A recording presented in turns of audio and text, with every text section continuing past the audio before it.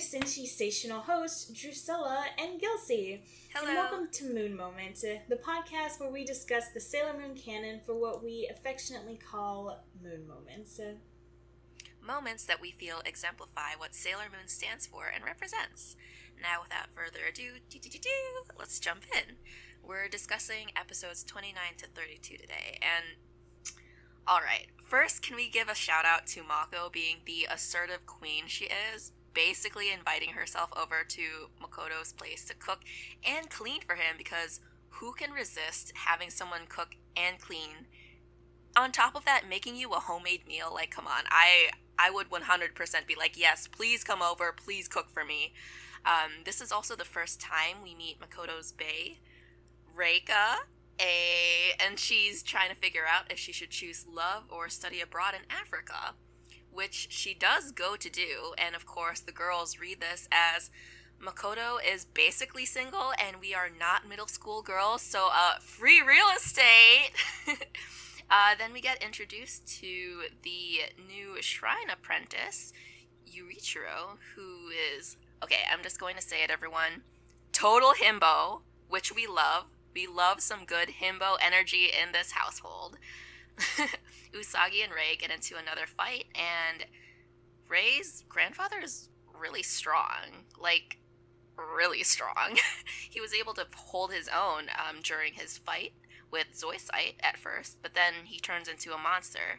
But, of course, the day is saved, and the friendship is mended thanks to some good Daifuku.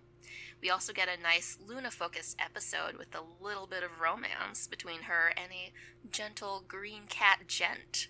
This is our first monster Yuma sitting, which is an animal. Talk about a cat fight. And we end our watch with Luna coming clean with the Guardian Gals about the reason she's on Earth, and the return of more people trapped in giant balls when Zoisite accidentally turns one of the stage actors into a monster during Naru and Tuxedo Umino Mask's, yes, I said Tuxedo Umino Mask, date. But is the real Tuxedo Mask actually a good guy? I guess you have to stick with us while we unmask his intentions. So, there's a lot to unpack from your description. But I feel like you say that every time I have a description. Before we start, though, I do have a correction we have to address. It's a very important correction. This is dating the podcast a little bit, but this is the first podcast we're recording after we've gone live. And we had a listener let me know that something I said in our very first episode was wrong. So, in the first episode, we were introducing ourselves and describing our love of Sailor Moon, and I said, if you go to the website, you can see me dressed up as Sailor Moon as a young Drusilla, and I said, shout out to my mom for making my costume. Well, our listener was my mom, and she corrected me. Apparently, my grandmother also helped make my costume. So, shout out to both my grandmother and my mom for being awesome. So, thank you, Mom, for giving me that correction. Let's dive into the actual episode now. I kind of want to get the episode out of the way. The horrible one. The one that made me just want to drown in motor oil. That was a weird metaphor. I don't know. I mean, if you follow our Twitter, you can see Drusilla being frustrated, and she shared a great meme. So check out our Twitter. I do feel like I have a lot of hate kill tendencies. Sometimes. I am regularly called a boomer by my sister and her friends. So I had no moon moments in this episode. Out of these 4 episodes, I only had a mini moon moment in the one with Rei's grandfather. But this episode, no one comes out looking good. Right! Even Motoki, Motoki comes out looking the best, but it's a very low bar. It's so low. Like, he tripped getting over that bar. Yeah, even then, like, he just...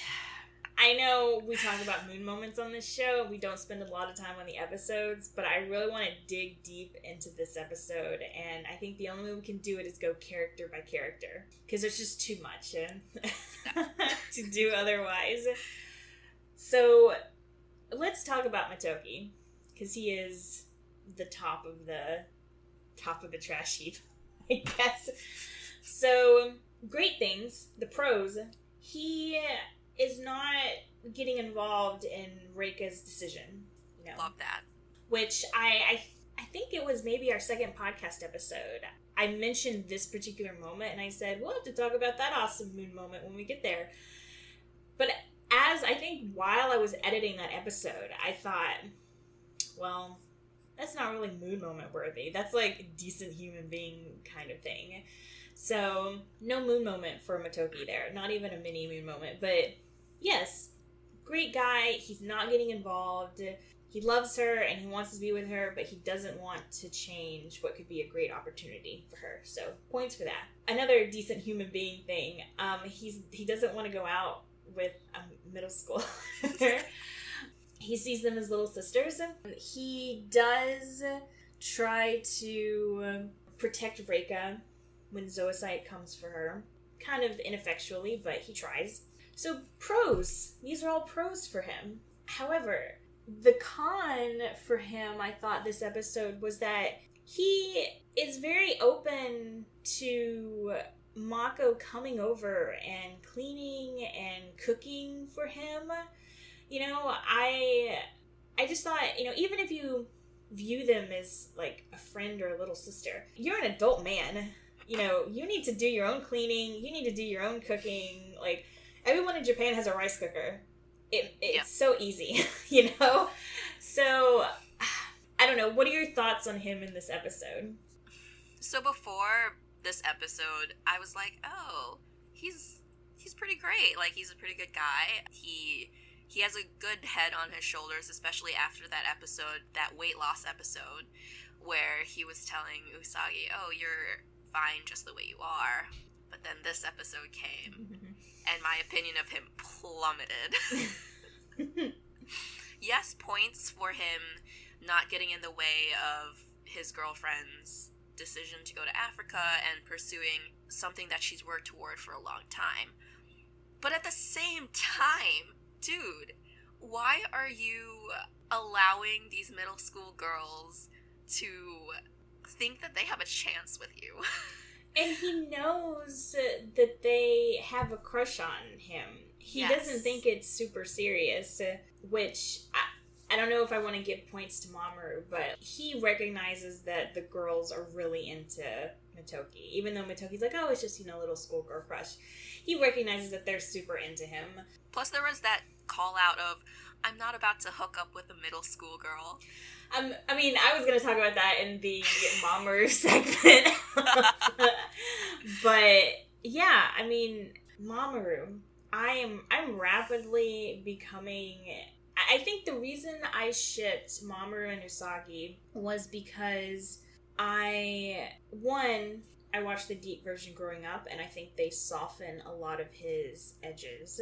2, I don't know, I really love the idea of reincarnation, and, like, I'm a huge romantic, and so I think that also.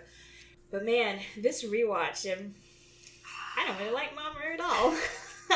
And I think his personality changes so much between now and when he and Usagi actually get together because they remember that they're prince and princess and everything. I feel like he becomes a lot more mature, and he's not this much of a jerk, which, I mean, we can talk more about, you know, reasons for that when we get there.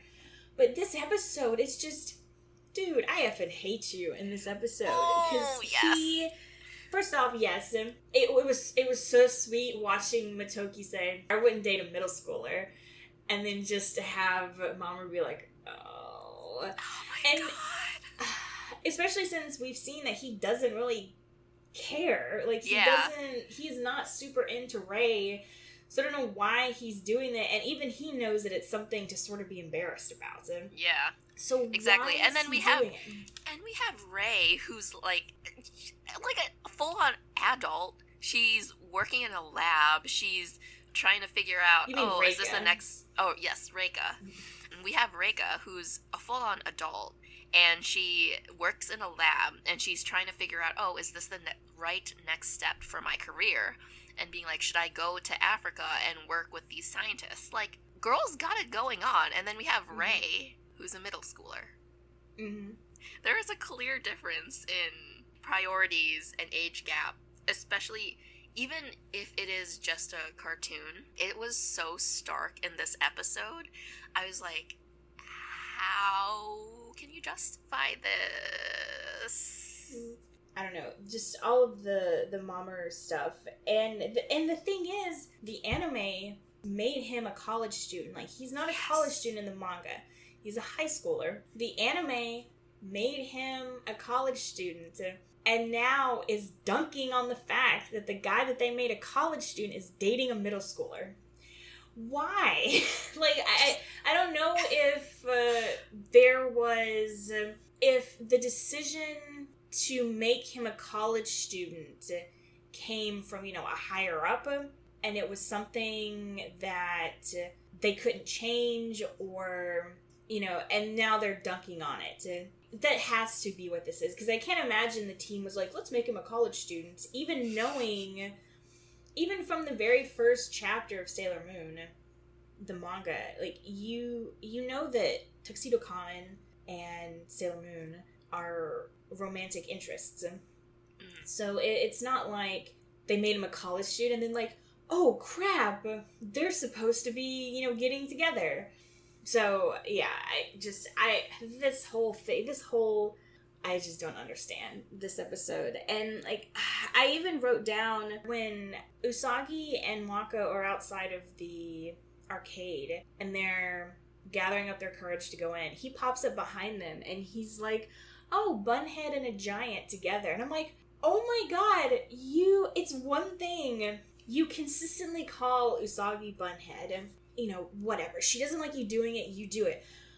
But she also, calls you a loser and all this kind of stuff. What has Mako done to I know, you? Mako and you doesn't... call her a giant? Yeah. Just, oh my god, he's such a jerk. Like, I can't, like... I just... Ugh. I mean, I think we could stay here a long time. Yeah, like, I could spend so long dunking on just how trash I think this guy is for this episode. Anyway, we should probably move on. Yeah. Because... Although, one last dunk. I have in my notes, Tuxedo Common is dumb. Because at the end, it's the episode where Zoocyte's like, okay, Tuxedo Mask, you can have the rainbow crystal, like, I'm no match for you, or something like that. And he's like, okay, haha, and he smirks and he goes to grab it. And Zoocyte just, like, blasts him off his feet or something. And it's like, haha, you fell for it. And I'm like, yeah, no shit. Why did you fall for it? Like, that was the most obvious play in the history of plays, and Tuxedo Common fell for it. So, and I mean, the girls don't come off good in this episode either, and I could chalk it up to being a bit immature. Usagi goes into Makoto's apartment and sniffs his used coffee cup. Mm-hmm. I was like, I feel like if Makoto were to have an OnlyFans and sell feet pics, Usagi would be the first one in line to buy it.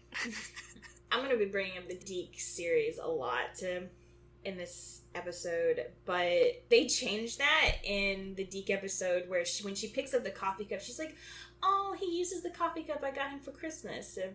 So oh, that's cute. It's not weird. But yeah, this episode was exhausting.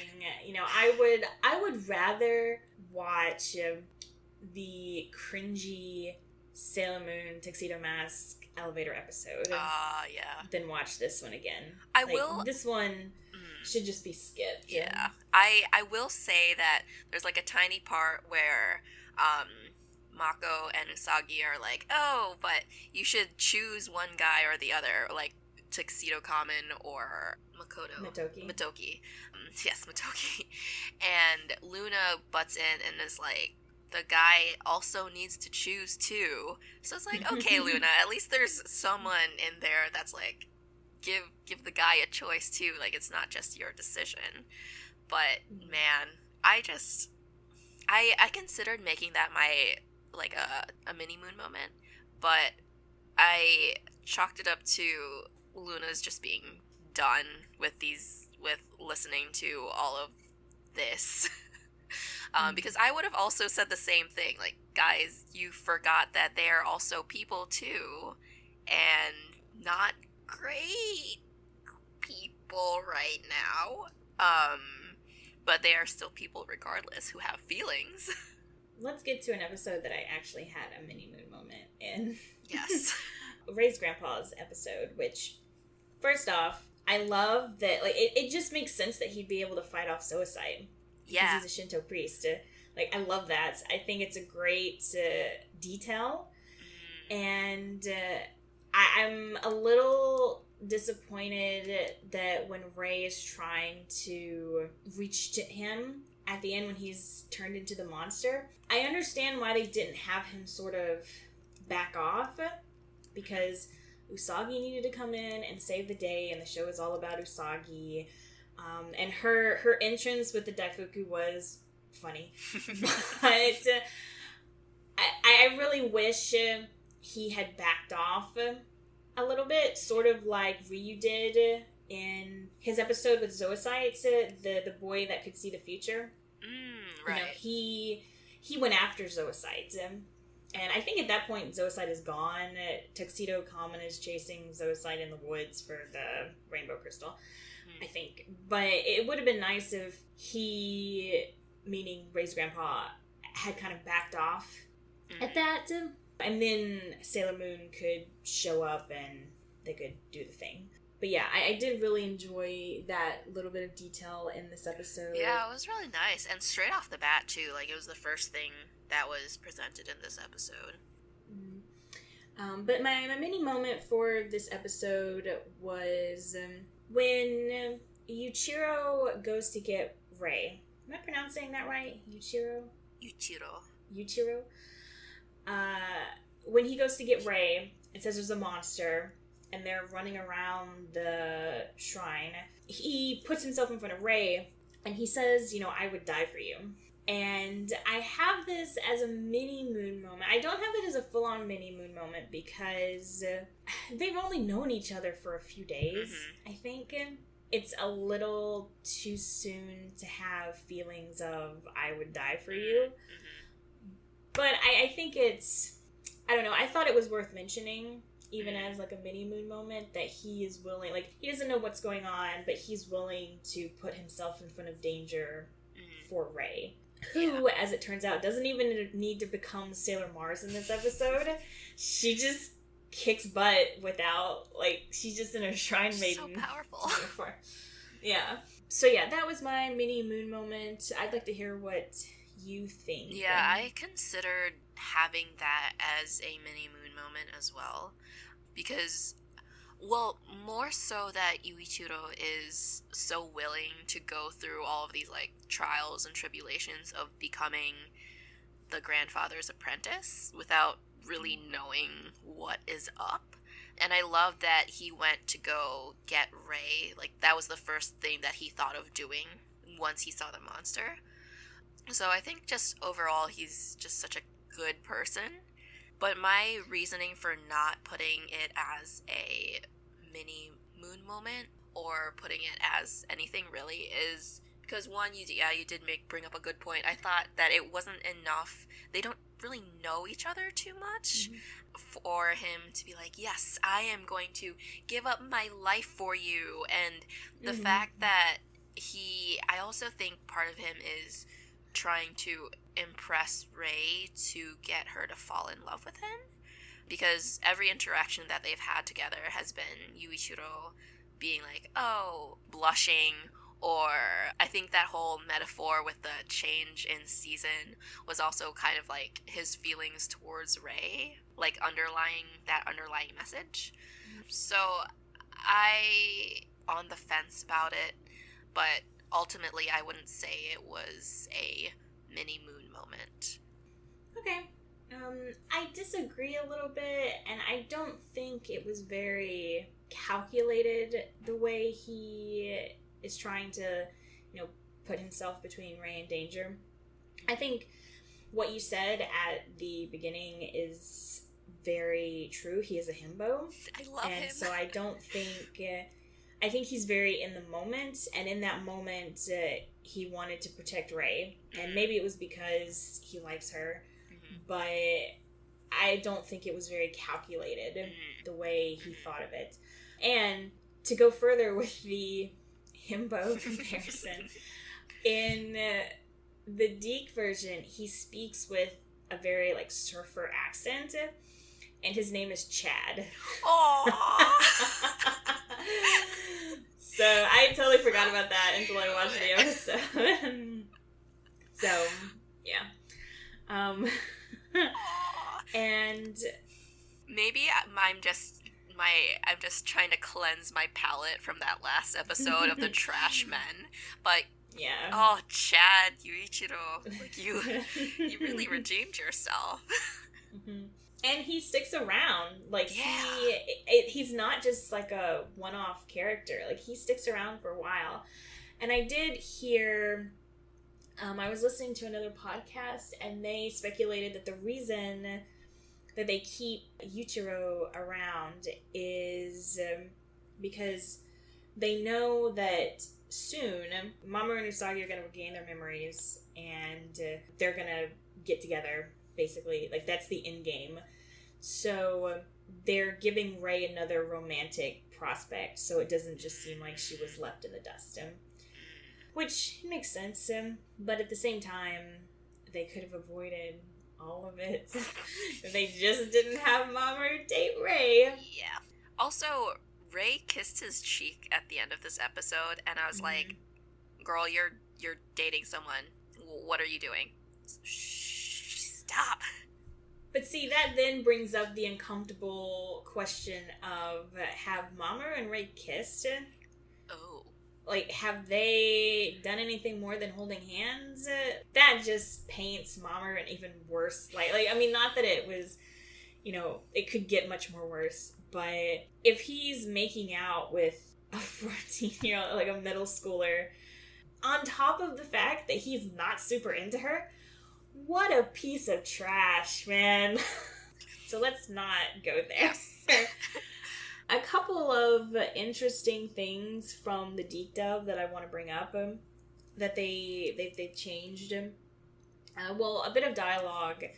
When Usagi pulls out the transformation pin and she transforms into the fortune teller, when she pulls it out, Luna says, "No, Usagi, you promised you wouldn't use it for pranks anymore."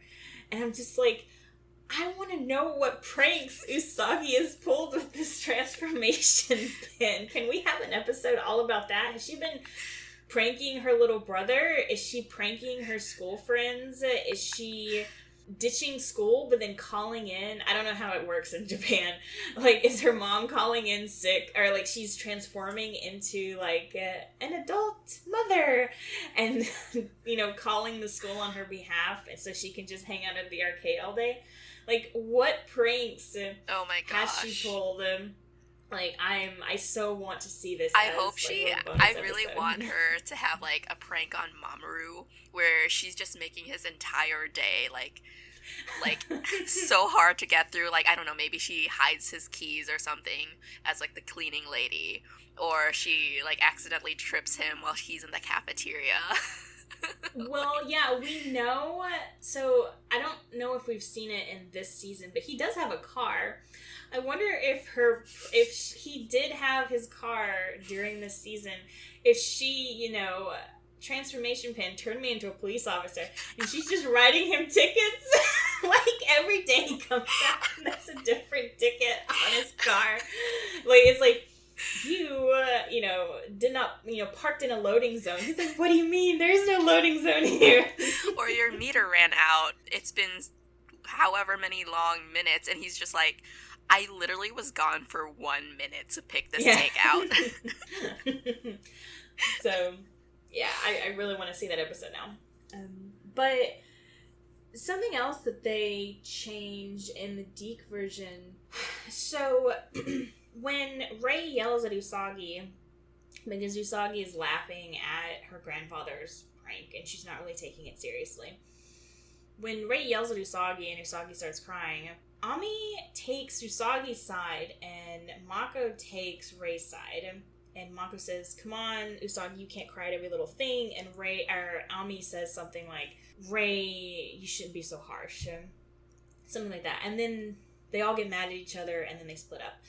In the Deke version, both girls take Usagi's side and they say, Rei, you shouldn't be so mean. And I just thought it was an interesting change. And I think it fits. I don't know, like, Mako has already shown that she's very, I don't know if brusque is a good way to describe her. Like, she's very friendly, but she's very, I don't know. She doesn't mince her words. Yeah, and so it seems very in character for her to tell Usagi to, don't cry at every little thing, because Rei has literally said the same thing to her. But I don't know, it was just an interesting change that I wanted to bring up, because the show is very much geared toward, like, Usagi is the main character. She's the one that the audience should sympathize with. But in the, original Japanese episode, the girls are kind of split. They take each other's side. But in the Deke version, they're just all on Usagi's side. So, I don't know. Just an interesting thing to bring up. But we can move on, because you had a moon moment, didn't you? I did, and it's for this episode. Alright. Oh, yes. Red Butler! So adorable. I was like, I just want to... So squishy, so chunky. I was like, I love you.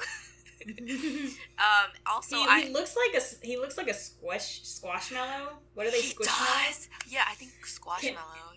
My sister is a big collector of squishmallows. I would absolutely buy a Red Butler squishmallow. Yes, if there was a Red Butler, oh my god, I would love to squish it between my hands, just be like,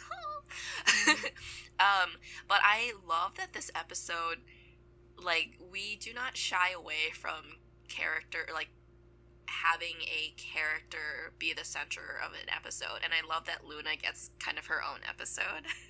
Because here she's involved with some sort of turf war with the stray alley cats, and her knight in green shining armor comes through, and it's Red Butler.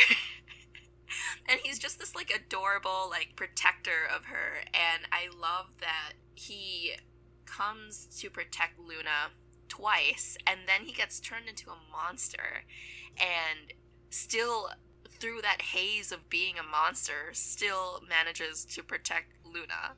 And I think it was implied that he kind of had feelings for her.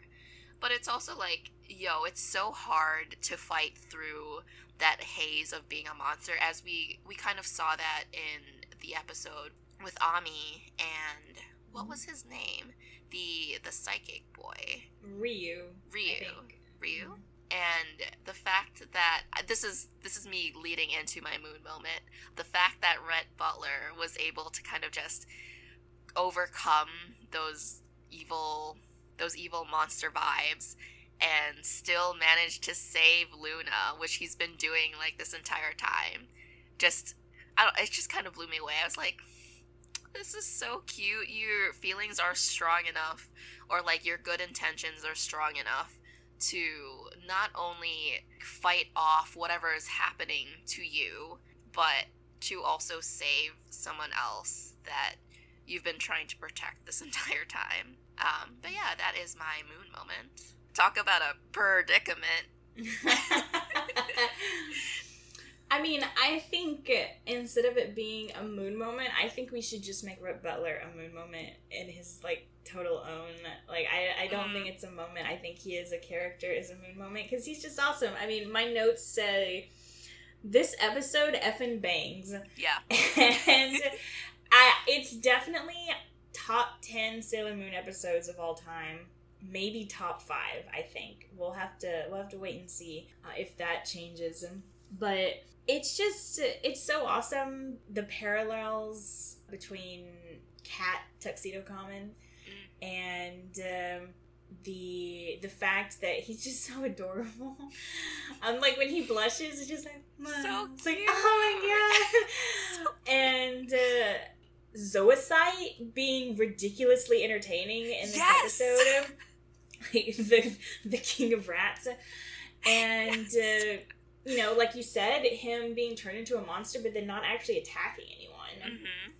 And it was interesting watching Luna interact with actual cats, because she can't talk to Rhett Butler, like, and he can't communicate with her. Speaking of, he's Hercules in the deep dub, and I can only assume that it's because they didn't think children would get the literary reference of Rhett Butler. I don't even know why that reference was in the Japanese version, unless they were just going for a, you know, romantic gentleman. I mean, Hercules is pretty cute. It's adorable. I think I love the whole Chad and Hercules, like, appropriately named. For those of you that are wondering, Rhett Butler from Gone with the Wind, right? Yes. Okay. Mm-hmm. Yes. Antebellum literature. But yeah, this episode is just awesome. I was surprised that when he escapes from the house, like when the girls go to the girl's house, they knock on the door, and then the cat escapes and runs off. They just watch the little girl run after it. They don't offer to help. I mean, eventually they do show up, and we have that amazing moment of all three of them in the tiny alleyway trying to do their normal Sailor Moon moves and just, not being able to. Which also made me realize that if they ever got stuck in a confined space, they'd be screwed. Because they wouldn't be able to use any of their powers. Because, like, Mars would not be able to, fire blast him. Ami might be able to use her power, but it's, a freezing fog in, like, a confined space. Same thing with Jupiter. I think Minako's power is much more precise. So it might be able to be used. And then, provided Usagi had enough room to arm throw, space. Yeah. So, I don't know, it was just something interesting that I think I'm going to watch episodes going forward and see when they're fighting if that ever interferes with, if it's ever a problem. I think we can safely agree, like, Fred Butler is a moon moment. From his fishbone rose throwing to his adorable little blush when Luna says, you don't like me, right? Like, and just his whole squishmallow self, I think we can give him a moon moment. If anyone wants to send us a Rhett Butler squashmallow, we'll post it on the site. So, I guess the last episode? Yeah. Tuxedo, Umino, Common. I will say that I just love this whole Zoisite being jealous energy. Of Kunzite being like, oh, I'm gonna do this for Queen Beryl, and Zoisite is like hanging off of him, and he's like, what do you mean for just Queen Beryl? Haven't I been here for you? So here for that energy. Yeah, I totally feel like their relationship is one where Kunzite just loves to egg Zoisite on. Oh, yeah. Like, oh, of course I'm doing this for Beryl. She's our queen, and we should have absolute devotion to her, knowing that it will set Zoisite off, and then Zoisite will pout, and then he can come in with a rose, and be like, oh no, you're beautiful. Like, I think he does it on purpose. Oh, yeah, That's he totally does. And also, like, this episode, this is the first time Luna actually comes clean to the Guardians about why she's there. Well, kind of. Which kind of blows my mind. I thought this was addressed way earlier. I thought it was too. they're talking about, we have to find the princess. It's like, okay, did no one ever ask who she's a princess of?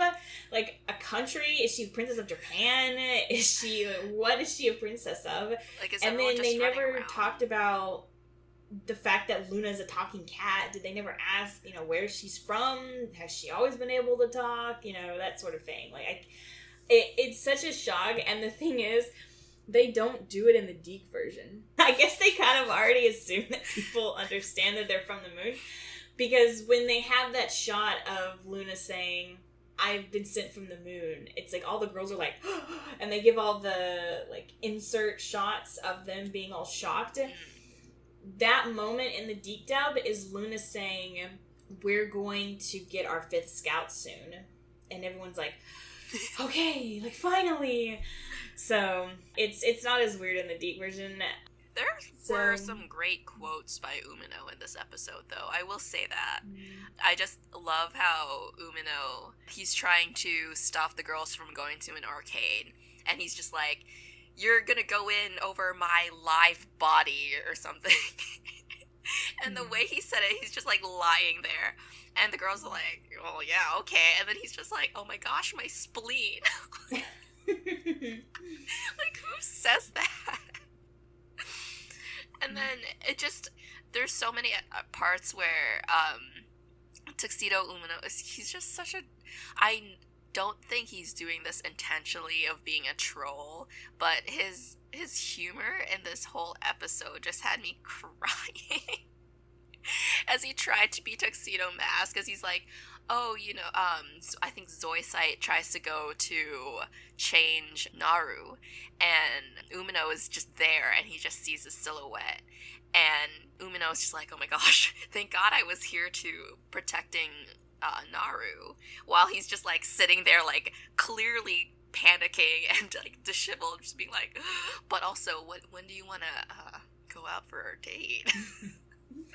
That was another, just, I don't know, I liked that moment because Zoisite is just so surprised, like, how did he know I would be here? And he's like, I'll leave, I'll regroup.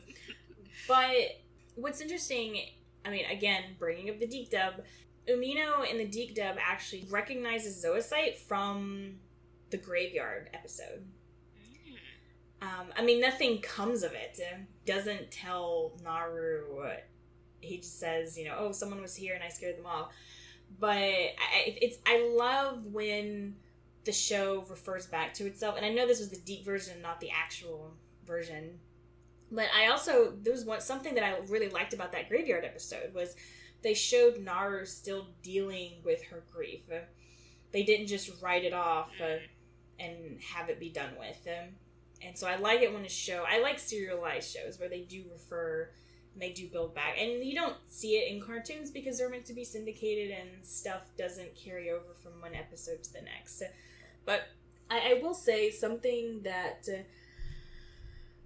I wondered if you were going to have a mini moon moment or a moon moment for this episode, because something that I thought about giving it a mini moment because he's trying to be this suave, protecting Naru hero.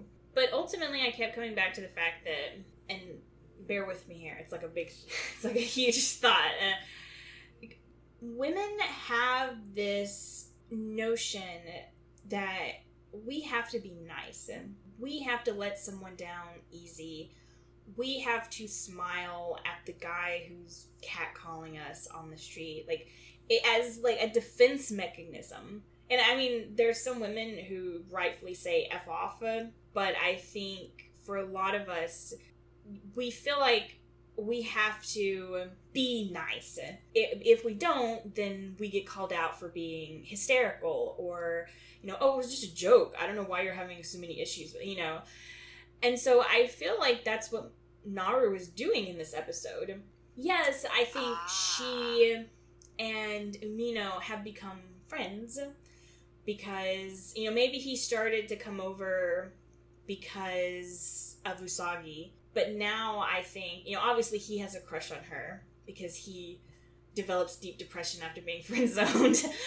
But, even though they're friends, Naru says that she's not really into him. And this is partly due to Usagi's encouragement. But there are boundaries, and he does not respect them. He's waiting outside of her apartment. How late at night? Midnight. Midnight. And there's that. There's the fact that he's following her everywhere, dressed in a tuxedo.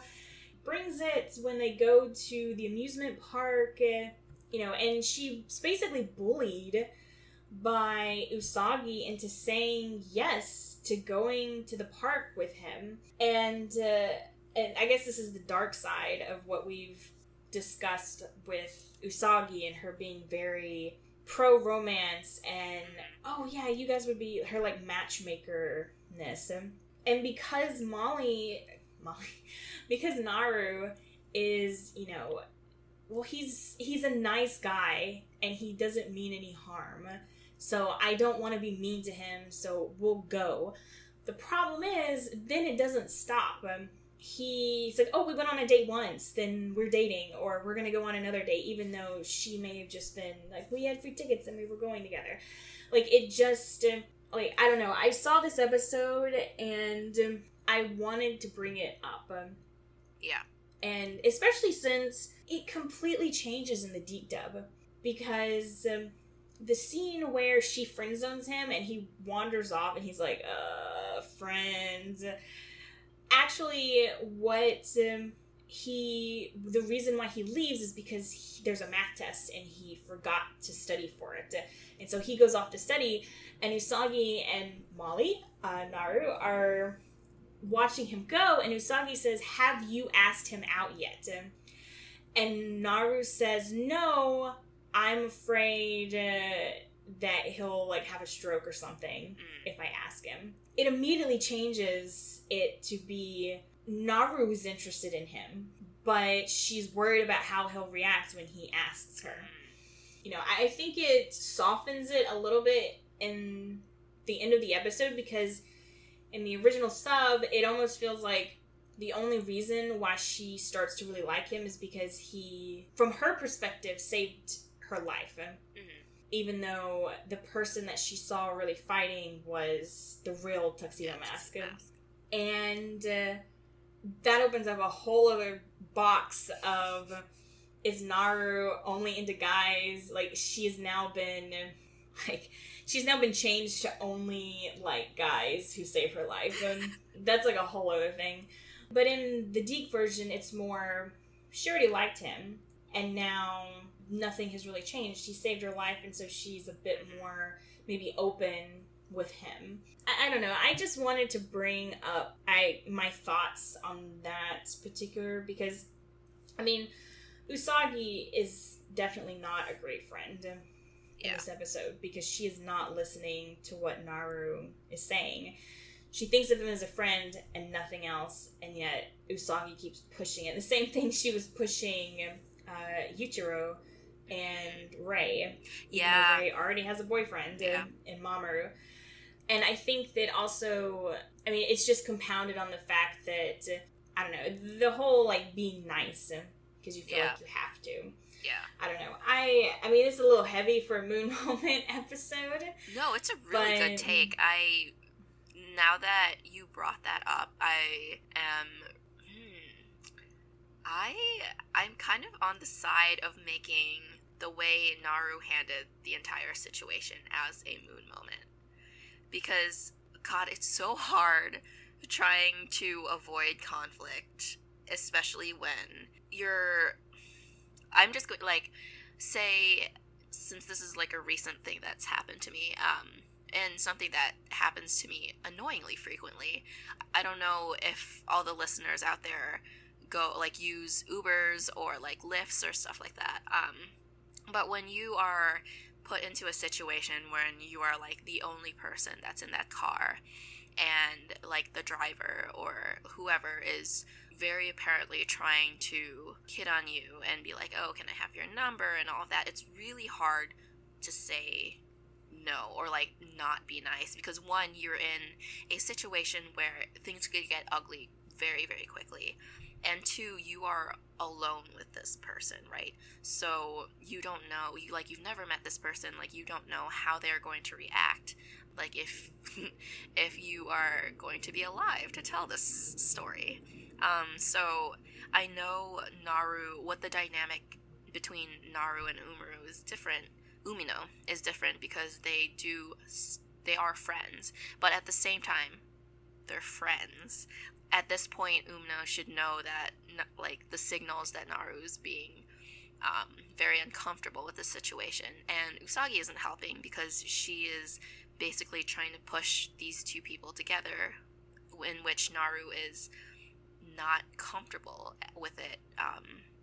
And I think it's just very commendable how Naru dealt with the situation that she was in, because yes, she doesn't want to hurt Umino's feelings, but it's also kind of like a self-preservation kind of thing. I will go along with it, and then I'm hoping that once, like, if things escalated to beyond a certain point, she would stop it. But I think the way that she handled it was the best that she could in the situation that she was given, especially since it was so drawn out too. I don't think she handled this the best way she could have. I don't think this qualifies as a mood moment, and I'll get into why in a second, but I do want to say it often comes up in general discourse, the not knowing signals. And I think that's kind of a BS excuse, because, like, I think because women have this I have to be nice mentality, they're not as strong in giving signals as they should be. But it's also, you can give a strong signal to a guy and he just completely ignores it. Because it's like, she didn't say no, so that means I still have a shot. Yeah. Even though you can see she's super uncomfortable, she's, you've asked, hey, can we do something on these 3 days? And she has something every single day. And I mean, we're talking about guys and girls. I mean, it does cross the spectrum. It's not a heteronormative thing. Yes. But I think the, like, missed signals excuse is starting to become, not as, at least for me, like, not as accepted. And the reason I don't think she handled it as well as she could have was, in this particular situation, Usagi is very energetic, and she is also very tenacious, and I think Naru just didn't want to fight that, and so she went along with it. But what she should have done, because they were already talking kind of by themselves, because Umino was across the arcade or whatever, she should have taken Usagi aside and just said, we are just friends. Stop pushing this. I will go to the amusement park with him as friends. But stop pushing us as a couple. Like, as your friend, I'm asking this. And I think Usagi would stop him. She would be like, I'm sorry, I didn't realize. But she doesn't often think before she does stuff. So I think she would stop. And so then she could go to Umino and say, okay, we have these tickets, let's go as friends.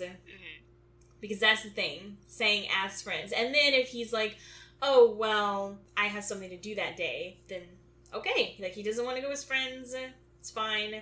Or he can continue as friends, because I think he is one of those guys who would, if he couldn't be with Naru romantically, he would still want to stay friends with her. I think he'd be okay doing it. And I don't think he would, if she made it clear, let's go as friends, I don't think he would be, kind of vindictive, Usagi-like. Well, Usagi-like, and kept trying to push the couple thing, because it didn't seem like he was doing that in the first place. So yes, he had a crush on her, but he was too nervous to really do anything. But Usagi, by saying, you should be more like Tuxedo Common, gave him an outlet that he could act on those feelings without being sort of embarrassed. Because he was not being Umino, he was being Tuxedo Common. So, I have to say, I think she could have handled it better. Especially since she and Usagi have been friends for at least a while, like the school year at least. So I think they're close enough that she could say, stop. I know you're only trying to make me happy, but no, not now. I can't condone your moon moments. I don't know. It's like, I agree. She, now that you've said that, she definitely could have said something earlier. But I'm also kind of like, how invested is like Usagi in this? Like, she could take it completely the wrong way and be like, once Naru told Usagi, oh, like, can you stop pushing this? Usagi could be like, what do you mean stop this? Like, I'm trying to be a good friend and I'm trying to make sure you're happy. Like, why aren't you accepting my good graces? And I think that's something that I would be worried about. Not necessarily like stepping on toes, but being like, you are a good friend, but I just don't want this. And I'd be worried that they would take it the wrong way. I see what you're saying, and I agree. I think I would agree, generally speaking. But we're talking about Usagi, and I feel like right. Whenever someone... First off, I don't think she would ever... Because, like, a lot of the language that you just use feels very manipulative. Like, I'm just trying to be a good friend. But I don't think Usagi... If she did say something like that... I feel like no one, whether it's Ray or Luna, like, no one ever explains why what she's doing is wrong. They just tell her, stop it, pay more attention, so I think if Usagi did say that, then Naru could just say, I appreciate that you're trying to be a good friend, but right now, you're pushing something that I don't want, and to me, that's what a bad friend does. I'm still getting over Nephrite, because Usagi doesn't know about, or I guess she would call him, I don't know if she would call him Nephrite or whatever his, Masato Sanjui? Oh, right. So I don't know how she would refer to him. She's like, I'm still slowly getting over him, and I feel better, but I'm not there yet. And when I do get there, I will let you know. And, she could throw Usagi a bone and say, when I get there, I'll let you know, and then we can go to the mall and pick out boys for you to matchmake with me. But I think Usagi, if anyone ever sat down and told her, stop, this is why you should stop, then she would stop. Because she just assumes, I think she kind of assumes everyone is so happy and, fluffy like she is.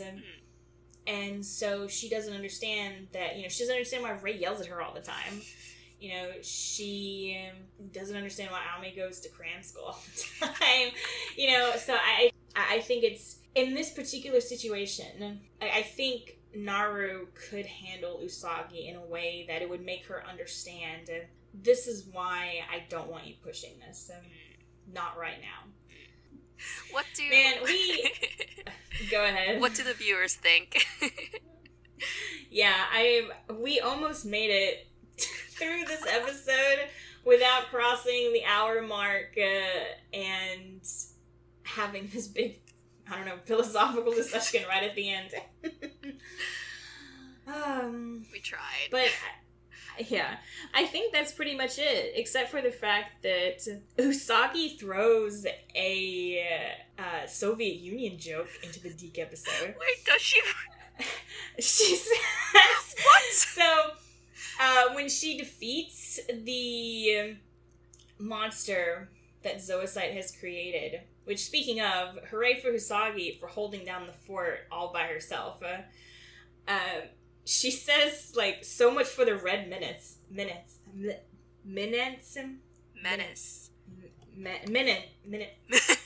menace? Thank you. I don't know why I can't say that. And it's just, it comes out of nowhere. And it's like, wait a minute, this was 95? The Soviet Union had fallen.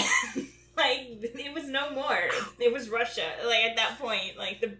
So, it was just so weird. And it's like, you're gonna cut a literary reference to Rhett Butler, but you're gonna put in a reference to the Red Minutes? Minutes. Menace? Minutes. Why can't I say this word?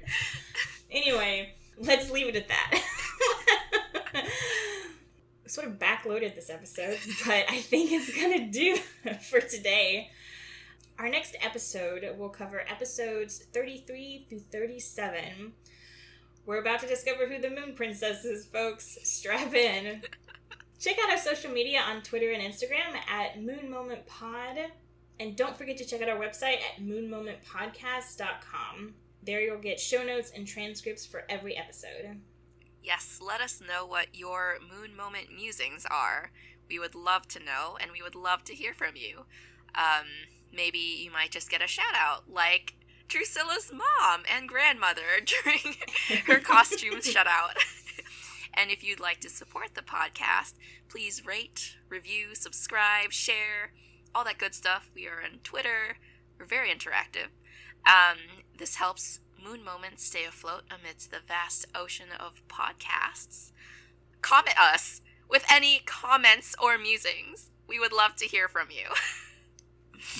I'm Gilsey. And I'm Drusilla. We'll catch you, Moon. Bye. Bye.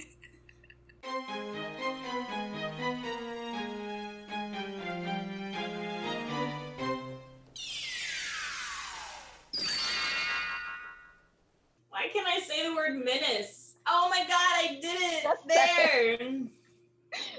Oh my god.